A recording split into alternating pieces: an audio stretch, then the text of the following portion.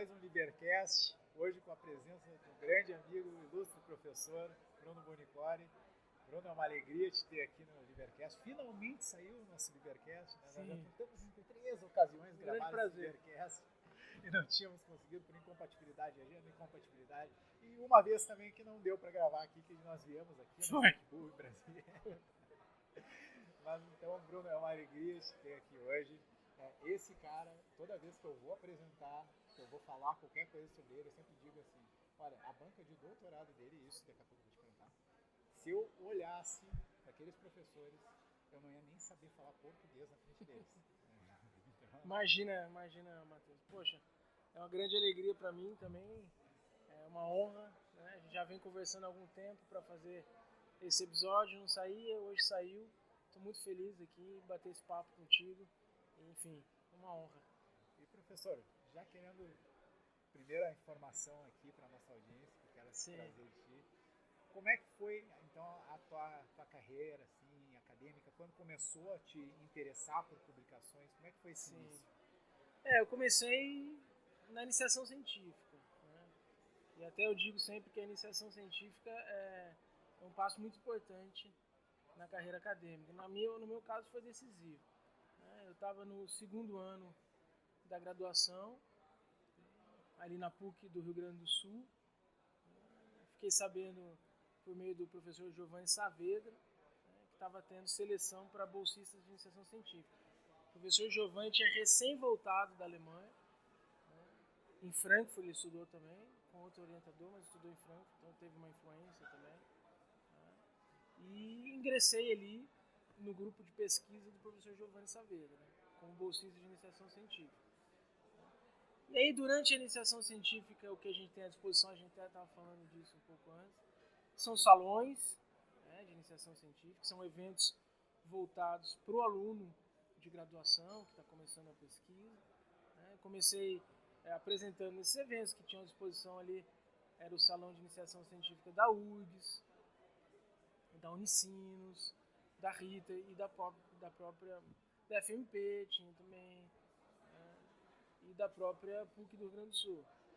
E isso era um incentivo ali, porque a gente tinha um grupo bacana, a gente pesquisava junto, e tinha aquela coisa de apresentar junto, sempre tinha o prêmio de destaque, a gente queria ganhar.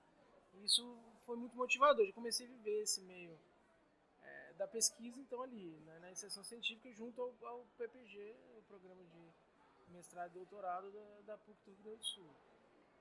Então, ali eu conheci o professor Giovanni, primeiro, depois conheci o professor Fábio Dávila, com quem eu trabalhei no mestrado também. E eu vejo que, em termos de carreira acadêmica, esse começo foi um começo com o pé direito ali, que fez toda a diferença. Porque eu já entrei, o pessoal que estava no grupo de pesquisa na iniciação científica já entra no mestrado mais preparado. Então já entrei no mestrado mais preparado, aproveitei melhor o mestrado, ali na PUC do Rio Grande do Sul também. Acabei fazendo a especialização em ciências penais também para ter mais um ano para elaborar um bom projeto para entrar no mestrado. E foi através dali também que depois eu consegui ir para a Alemanha. E como é que foi a evolução, principalmente? O que você trabalhou no mestrado de temática? Sim. E que influência ela teve depois para a questão do doutorado? Se teve alguma influência, foi outra? No mestrado, na iniciação científica, no mestrado. Uhum. Ali na PUC do Rio Grande do Sul tem todo aquele caldo, de criminologia crítica, de já sustentar uma perspectiva bem crítica. A gente tem a disciplina da professora Ruth Gauer, que faz toda uma releitura crítica da modernidade, trabalhando autores desconstrutivistas, assim, importantes. E ali no mestrado eu trabalhei já mais com o professor Fábio. Então eu trabalhei ali já muitos fundamentos importantes de teoria do crime que depois foram pré-requisitos importantes no doutorado. Assim como eu pontuo de novo a iniciação científica. Tive uma base de criminologia ali, de sociologia. A gente trabalhava com o professor Emil também. A PUC ele tinha essa riqueza. Depois no mestrado, o Emil que é um sociólogo importante, Emil Sobótica. Depois no mestrado trabalhei com o professor Ernildo Stein, que é um dos principais filósofos que a gente tem também. ia assistir os seminários dele de filosofia ali. E esse conhecimento não só da dogmática penal, processual penal, ali no programa mesmo dos Ciências Criminais da PUC, mas também essas aberturas ali que a gente tinha como sociólogos, filósofos. Isso foi um background assim, importantíssimo quando eu cheguei em Frankfurt. Né? Não que eu não tenha apanhado quando eu cheguei lá. Isso que eu ia te perguntar, assim, a gente tem muitas críticas, às vezes, aqui a como a gente faz academia no Brasil, como a gente faz academia dentro do direito penal, do processo penal também, às vezes. E como é que é chegar lá em Frankfurt, uma cultura completamente diferente? Não é fácil. Você estava preparado, você não estava preparado? Como é que Acho foi que totalmente preparado não tinha como, né? Porque a primeira sensação que você tem, frequentando os seminários, é uma seriedade na pesquisa, e uma humildade também, né, de não levar em conta um ego, um argumento de autoridade, né, que impressiona muito no início. Né? É possível, por exemplo, você ver seminários em que grandes nomes participavam, às vezes Habermas, Klaus Guindo, e o aluno da graduação pode fazer uma pergunta, professor, mas e aqui e ali, às vezes tentar desconstruir, ele vai levar a sério. Ele vai levar a sério, vai responder, vai levar o argumento a sério e vai dar uma resposta científica. Então eu cheguei lá, é natural, a gente fica inseguro. Falando do alemão ali, quando você chega, você pensa, mesmo que tudo isso daqui fosse em português, já seria muito difícil. Pelo nível mesmo dos debates, o nível dos professores. Ali em Frankfurt tinha um seminário que ocorria toda quinta-feira, ocorre ainda, em que um professor, um doutorando apresenta a tese e todo mundo discute. Mas todo mundo ali são outros grandes professores também. Aí tem o Pritchwitz, tem o Klaus Ginter, tem o Nauck, tem professores de fora que vêm, e todos eles ali discutindo a tese, de quem apresenta ali. Depois eu vim apresentar e tal. Mas no começo é isso, a adaptação não é fácil também, né? A língua, aí você tem que correr atrás também. Tinha estudado 2 anos no Goethe Instituto de Porto Alegre, né? Mas você tinha na família já alguém que falava alemão? Não tinha. Você estudou 2 anos e foi ganhei bolsa.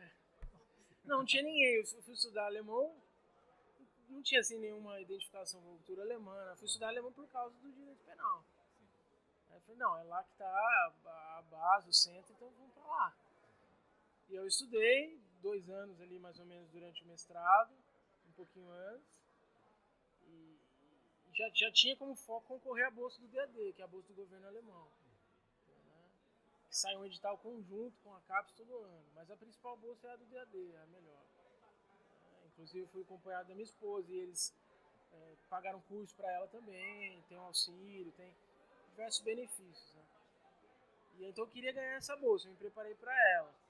E tem uma prova que a gente faz para concorrer à bolsa de alemão, que não é um nível tão alto, é um nível intermediário, B1. Né?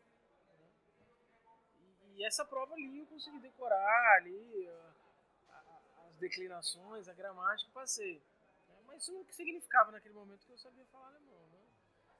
Aí chegando lá, o DAD te dá 6 meses do intensivo manhã e tarde só para aprender alemão, antes de ir para a universidade. E esse intensivo meu foi na cidade de Dresden, uma cidade ali que ficava na Alemanha Oriental, próximo à Polônia, um pouco perto de Berlim ali. E essa cidade não foi eu que escolhi, eu fui para lá porque o próprio DAD direcionou para fazer o curso de alemão. E depois que eu fui para Frankfurt. E como é que foi esse período? Assim, você, conforme ia fazendo agora intensivo, assim, você se sentia mais preparado? Ajuda muito. Esses 6 primeiros meses ali, só aprendendo alemão, você consegue formalmente atingir um nível alto de prova. Sim. Que é o suficiente para matricular depois da universidade. Mas isso ainda é um mundo assim das provas, porque depois tu vai para a vida mesmo, e aí vai comunicar na universidade, reuniões com os orientadores, esses seminários que são em alemão, que você vai apresentar, aí já é uma outra história. Né? E com os anos, lá pro 2º ano, vai pegando confiança. E como é que é a questão assim, do choque de cultura. Até antes da gente começar a gravar aqui, eu tinha comentado nessa questão de fontes que bebe e tudo. E você já vinha com uma adaptação aqui já à doutrina brasileira, já sabendo um pouco da doutrina estrangeira também, que a gente acaba trabalhando muito aqui. Sim. Referiu aqui que já tinha bebido em muitas fontes. E como é que é quando chega lá, assim, ter que ver qual é a base doutrinária? Essa escolha? Quando você chega lá, você acaba desmistificando também esses grandes autores. Assim. A PUC ali no Rio Grande do Sul tem uma perspectiva crítica do direito penal, assim como a Universidade de Frankfurt tem também. Então, tem outras escolas na Alemanha. Né? Tem o pessoal em Berlim, tem o pessoal em Munique, né? tem diversas outras universidades de excelência. E Frankfurt é um centro assim, crítico, então fez todo sentido ir para lá. E os autores a gente já trabalhava ali na PUC, né? O Cornelius Pritvis, por exemplo. Eu trabalhei com culpabilidade no mestrado. E levei o mesmo tema para o doutorado, né? O mesmo problema, e mudei também a perspectiva depois chegando lá. Então, Klaus Ginter ali, a gente acaba conhecendo esses outros nomes da filosofia do direito, né? Habermas. E quando você chega lá, desmistifica um pouco. Só, pô, esses caras estão aqui, assim, também, eles erram também, eles são criticados também. Isso é um incentivo, assim, né? Porque eles parecem inatingíveis. Quando a gente estuda esses autores aqui, parecem inatingíveis. E aí você chega lá, o Klaus Ginter, por exemplo, que foi meu orientador, né? Aí, durante o doutorado eu esboço um conceito ali de culpabilidade que vai de encontro com o dele em muitas questões, né? E eu sentava para ser orientado para ele e falava, meu professor, acho que tem esse problema aqui e ali, tem esse ponto cego. E ele levava a sério, discutia. Esse é um ponto interessante assim, que eu percebia de uma menor vaidade. Acho que é mais difícil você criticar o seu orientador no Brasil, né, realmente, do que... Eles vão te ouvir lá, eles vão te levar a sério. Claro, tu vai ouvir contra-críticas, né? Sim. Mas isso foi muito prazeroso trabalhar assim, no dia a dia com o Pritvis, com o Klaus Ginter. E também agora uma pergunta muito... que eu já estou para te fazer, eu acho que desde que eu te conheci. Claro, por favor. E como foi o debate com o Jacob? Não, isso foi uma surpresa, assim, né? Acho que para todo mundo que é acadêmico é um reconhecimento, né? Porque o que aconteceu, né? O que acontece? Eu trabalho na tese muitas críticas ao funcionalismo, algo que já vinha da PUC, né? Essa crítica ao funcionalismo, enfim, de Roxin, Jacobs, e com relação ao Jacobs eu aprofundo bastante na tese, assim. Tem muitas páginas em que eu dialogo com ele e faço muitas críticas, realmente. Né? Mas eu escrevi, né, publiquei, já foi uma surpresa, publiquei numa editora muito forte e numa série também muito forte. Né? A série que eu publiquei a editora é a Vittorio Klosterman. Né? E eles têm uma série ali, que é a Juridisch Abhandlung, né? E ali tem grandes nomes, realmente. Tem o Silva Sanches, tem o Kind Reuser, né? Tem o próprio Klaus Ginter, tem a Tatiana Horn, que é a atual presidente do Instituto Max Planck de Direito Penal em Freiburg. Tem muitos nomes de peso ali. E a tradição é eles publicarem tese de livre docência. Né? E aí o Pritvis, quando eu fui antes da defesa ali, eu fui fazer uma sugestão de publicação para o Pritvis, né, que foi meu orientador também, e eu sugeri uma série mais comum, que os doutorandos que eu muito bem já mais publicavam.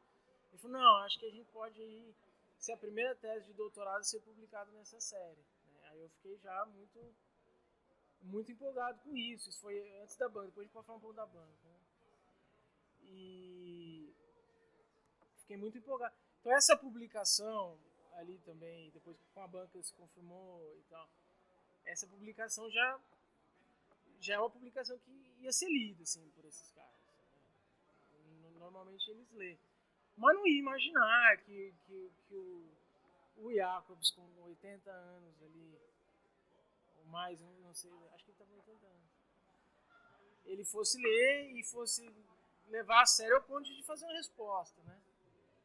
E aí eu já estava aqui no Brasil, já estava no Supremo, acho que foi no comecinho da pandemia. Aí o professor Pritos me manda um e-mail e falou, poxa, abri minha caixa de correio aqui hoje e tinha uma edição da GEA. A GEA é uma das principais revistas, né? Junto com as ESTV, são as principais revistas alemãs, né, de direito penal, é muito conceituada mesmo. Ele falou, então, tinha uma resenha da sua tese, e não era de qualquer um, era do Jacobs, né? Ele me escreveu o e-mail e me mandou já a cópia. Né? E aí eu acho que foi do ponto de vista acadêmico, realmente um dos grandes reconhecimentos. Assim, ele escreveu uma resenha de 5 páginas, levando a sério os meus argumentos, alguns pontos bem elogiosos, né? E depois, no final, ele elabora 6 perguntas, né? Estou preparando, estou trabalhando na resposta ainda, mas pretendo publicar. A resenha foi traduzida, né? Já foi publicada na RBC Crim, a resenha. Então, esse ponto aí foi realmente assim inesperado e foi um coroamento, né? Eu acho fantástico, assim. Quem está vendo no YouTube aqui, está vendo que eu tô com uma cara de feliz aqui. Mas que eu achei fantástico, assim. Que nem eu disse logo na abertura aqui, quando eu vi a banca, eu já me impressionei. Não, a banca. Depois quando eu vi também, a resposta foi fantástica. Não, tô achando ótimo o bate-papo, né? Ainda um pouco estranho ficar contando, assim, pontos, né, positivos da biografia, mas é gostoso relembrar. E foi realmente, assim, esse ponto, acho que foi um dos principais pontos, né, da minha carreira realmente acadêmica, foi a resenha do professor Jacobs. Foi a publicação primeiro, nessa série, né, e depois a resenha. E vai sair, depois tiveram outras resenhas, né? Tiveram mais 2 professores alemães que resenharam também, assim. Resenhas importantes, mas não tem como ser mais importante do que a do Jacobs. E aí vai sair, o ano que vem vai sair a tradução da tese, vai sair pela Marcel Pons, vai sair com o prefácio do professor Jair Tavares e a resenha também traduzida do professor Jacobs. Meus parabéns. Obrigado. E agora te perguntar assim, agora falamos um pouco sobre a tua jornada acadêmica também, e te perguntar assim, hoje, o professor Bruno, se um estudante batesse na tua porta e perguntar assim, professor, faço um mestrado, um doutorado no Brasil ou no exterior? O que você É uma ótima pergunta. Por quê? Depende dos objetivos, assim. Acho que se o aluno pretende ir e voltar e está pensando numa carreira aqui, eu acho que vale a pena fazer uma iniciação científica, fazer um mestrado aqui, até para criar uma rede de contatos. Né? Se a pessoa vai voltar para o Brasil, ela precisa ser conhecida no Brasil. E me ajudou muito no retorno os contatos que eu tinha feito no mestrado. E que eu sempre fiz questão também de manter durante o doutorado. Então, assim, no meio do doutorado, eu estava trabalhando já na RBC Crim, estava dando palestra aqui no Brasil, vim para palestrar no Seminário Internacional do IBC Crim, isso durante. Então, assim, eu já estava com o pé aqui, porque é importante não perder totalmente o contato com o Brasil. Então, se é um aluno que pretende ir e voltar, eu acho que vale a pena fazer um bom mestrado aqui, se preparar linguisticamente, seja com inglês, seja com francês, com italiano, com alemão, e fazer um bom doutorado. Primeiro caprichar já na dissertação de mestrado aqui, que é o nosso cartão de visita. Primeiro é a dissertação de mestrado e depois é a tese. Até hoje ainda, eu já estou como professor ali de mestrado e doutorado, permanente no CU, mas ainda, veja, a tese ainda vai ser, a tradução vai ser ano que vem, continua sendo meu cartão de visitas. Então, realmente, mergulhar ali na tese. E no exterior, eu acho que a gente consegue fazer isso mais fácil. Por quê? Porque não é fácil no Brasil, questões materiais, concretas, você se dedicar totalmente a 4 anos para pesquisa. Porque você precisa sobreviver também. E lá com a bolsa, em euro, uma estabilidade social, você vive. Então esse é um ponto positivo de você consegue ficar imerso, só estudando, só debatendo. Não acho que não adianta também ficar sozinho na biblioteca. Tem que escrever, tem que estudar e tem que ir para os seminários, debater, testar hipóteses. Eu fiz muito isso, né? De rodar a Europa, assim, nas universidades, Portugal, Espanha, Áustria, testando a hipótese. Que lá não é difícil de fazer isso. Você, sendo doutorando em uma boa universidade, você consegue se inscrever nos seminários para ir apresentando e testando sua hipótese. Isso vai tornando seu trabalho melhor. Né? Porque vai recebendo críticas e vai... Então, esse tipo de ambiente mesmo que você mergulha, me parece ser mais possível lá.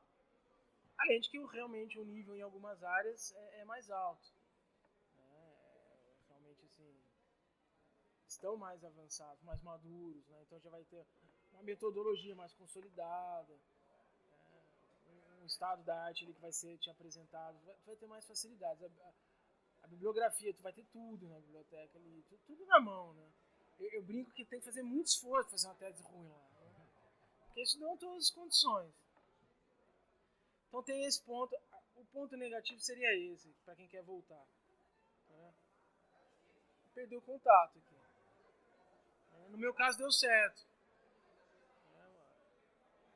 Porque eu procurei manter o contato, porque tive uma sorte em alguns pontos. Né? A volta pelo Supremo também com o ministro Gilmar ajudou.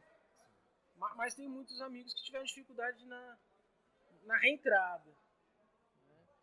Então, assim, para quem está pensando mais imediatamente em dinheiro, talvez, em realmente construir patrimônio, enfim, talvez aí seja mais interessante já abrir um escritório aqui e ir tocando junto com o doutorado. Mas o salto que você vai dar é mais difícil de dar fazendo o doutorado aqui. Por quê? Porque lá você vai trabalhar com os mesmos professores e os mestres dos seus mestres aqui. Então você vai ter uma condição de voltar de igual para igual com esses caras. Né?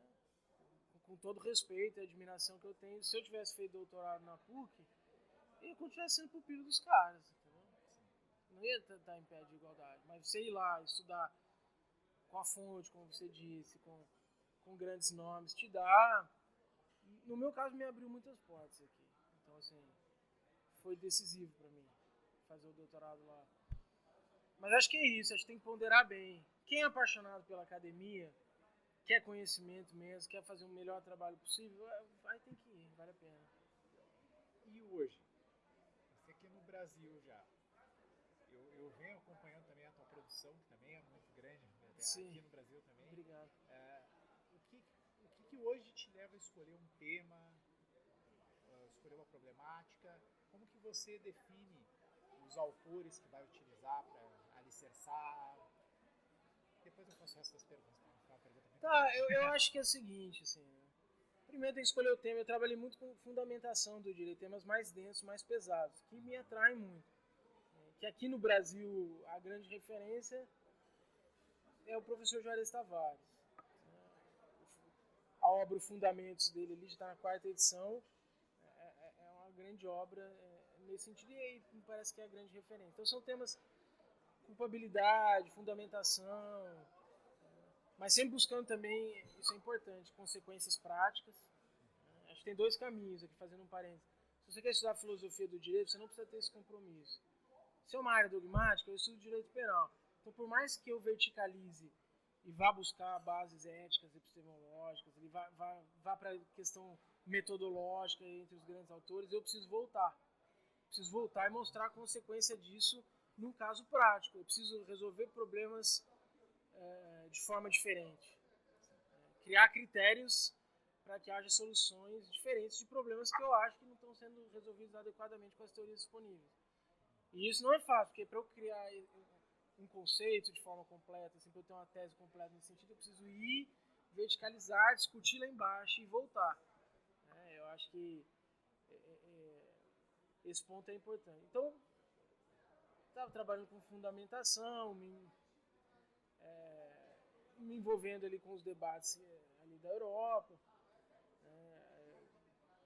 Foi importante ali nesse caminho ter conhecido pessoalmente o professor Marcelo Neves, que é um constitucionalista que tem uma grande preocupação com questões de vulnerabilidade social. Então, debati muito com ele, muitas coisas dele, assim, também.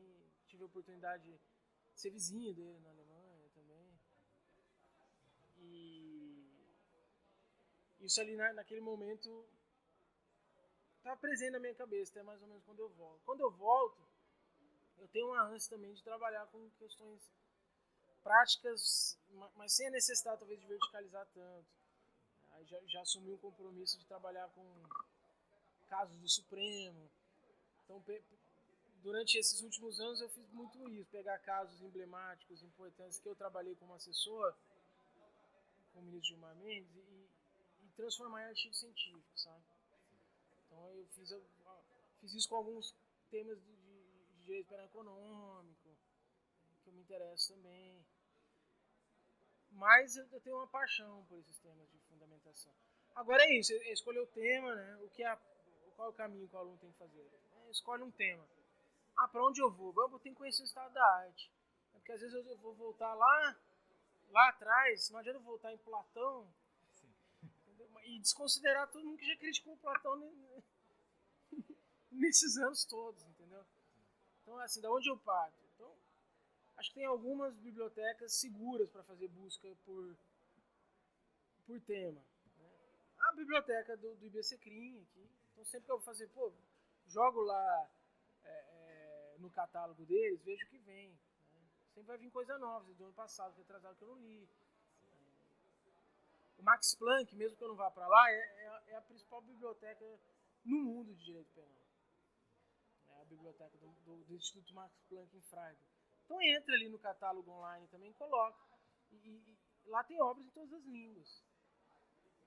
Então, assim, se eu colocar as minhas palavras-chave no catálogo online da biblioteca do IBCCRIM e do Instituto Max Planck ali, aí eu vou descobrir já quem eu tenho que ler. Aí agora já é um outro problema, vou ter que ir atrás dessas obras. Algumas eu vou encontrar na internet, outras eu vou ter que entrar em contato com a biblioteca ali do IBCCRIM. Eles digitalizam também, facilita ser sócio ali do IBCCRIM. Né? Mesmo no Max Planck de Freiburg ali tem umas obras que estão digitalizadas disponíveis. Né? Então, e aí eu começo a ler o que tem e conforme você vai lendo as ideias vão vindo, né? Você vai vendo o que te incomoda ou não nos conceitos. O incomodar é importante, sabe? Porque te dá um impulso de pesquisa. Né? Eu sempre falo para os alunos na orientação do mestrado e doutorado, não, mas qual que é o seu impulso? O que você acha que está errado? O que está te incomodando aqui nesse estado da arte? Né? Porque você precisa de vontade para fazer. Né? Você vai ficar 2 anos no mestrado ou 4 trabalhando no mesmo tema, você precisa gostar, precisa ter vontade. Né? Então,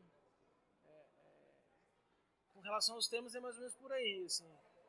Mas nos últimos anos aí, embora continue esboçando alguma coisa, pensando muito, também até onde foi a tese, né, essas críticas, essas resenhas, o que fica, sempre pensando e lendo sobre isso, mas produzir mais, voltei acho que com uma ânsia de questões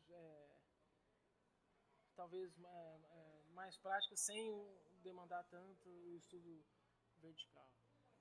E agora uma última pergunta que eu quero te fazer, que já agregou muitas informações boas aqui para o nosso podcast. E agora eu quero te perguntar, enquanto professor de mestrado e doutorado. Sim. Dicas para uma boa dissertação de mestrado e uma boa tese de doutorado. O que na sua visão assim, tem que ser essencial ter em cada uma delas? Primeiro, um bom problema. É isso, um problema que instiga o aluno e que seja bem recortado ali dentro do estado da arte. Para o doutorado, para o mestrado já mais ou menos, mas para o doutorado eu vou ter que ter uma tese, vou ter que inovar. Né?